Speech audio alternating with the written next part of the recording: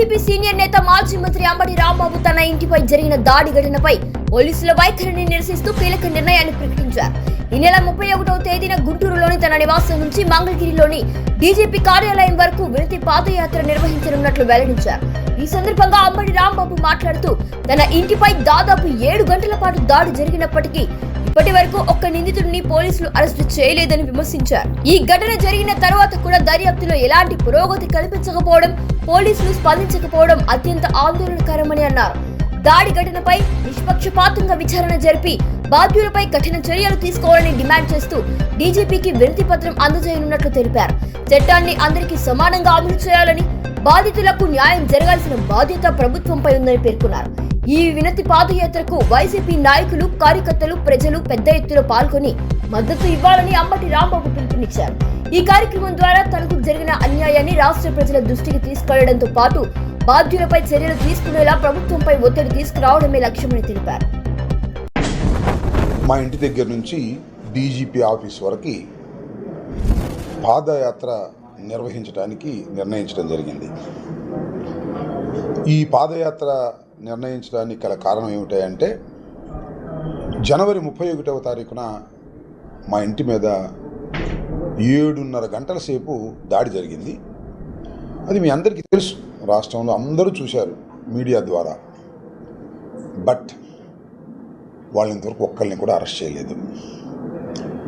నేను ఏప్రిల్ 18వ తారీఖున నిరాహార దీక్ష చేశాను, ఒక రోజు పాటు.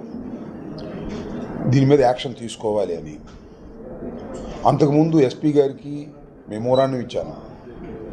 But no action till now.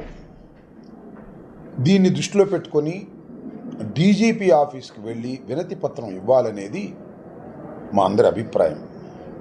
ఎక్కడైతే విధ్వంసం జరిగిందో నా ఇల్లు ఆఫీస్ దగ్గర నుంచి బయలుదేరి నడుచుకుంటూ డీజీపీ ఆఫీస్కి వెళ్ళాలి, అక్కడ మెమోరాండం ఇవ్వాలి. కానీ 29 కిలోమీటర్లు డీజీపీ ఆఫీస్ ఉండటం వలన ఒక రోజుతో పాదయాత్ర పూర్తి కాదు. కాబట్టి మధ్యలో మంగళగిరి నియోజకవర్గంలో నైట్ హాల్ట్ ఉండి ఉదయాన్నే బయలుదేరి వెళ్ళి డీజీపీ ఆఫీసులో ఈ వినతి పత్రాన్ని ఇవ్వాలనేటువంటి నిర్ణయం తీసుకోవడం జరిగింది. ఈ పాదయాత్రకి వినతి పాదయాత్ర అని మేము నామకరణం చేశాం. దీన్ని రాష్ట్రంలో ఉన్నటువంటి ప్రజలు మీ అందరి ఆశీస్సులు కావాలని నేను కోరుకుంటున్నాను. ఎందుకంటే జరిగిన దాడికి తగ్గట్టుగా పోలీసులు రియాక్ట్ కాకపోవటం చాలా దురదృష్టకరం. అంటే ప్రభుత్వంలో ఉంటే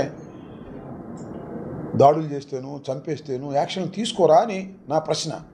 ఈ ప్రశ్నకి పోలీస్ డిపార్ట్మెంట్ సమాధానం చెప్పాలి అనేది నా ఉద్దేశం. మీ అందరి సహకారంతో ఈ ప్రభుత్వం మీద, పోలీసు యంత్రాంగం మీద ఒత్తిడి పెంచి న్యాయం జరిగే విధంగా, ఇవాళ నాకు జరుగుతుంది, రేపు మీకు జరుగుతుంది.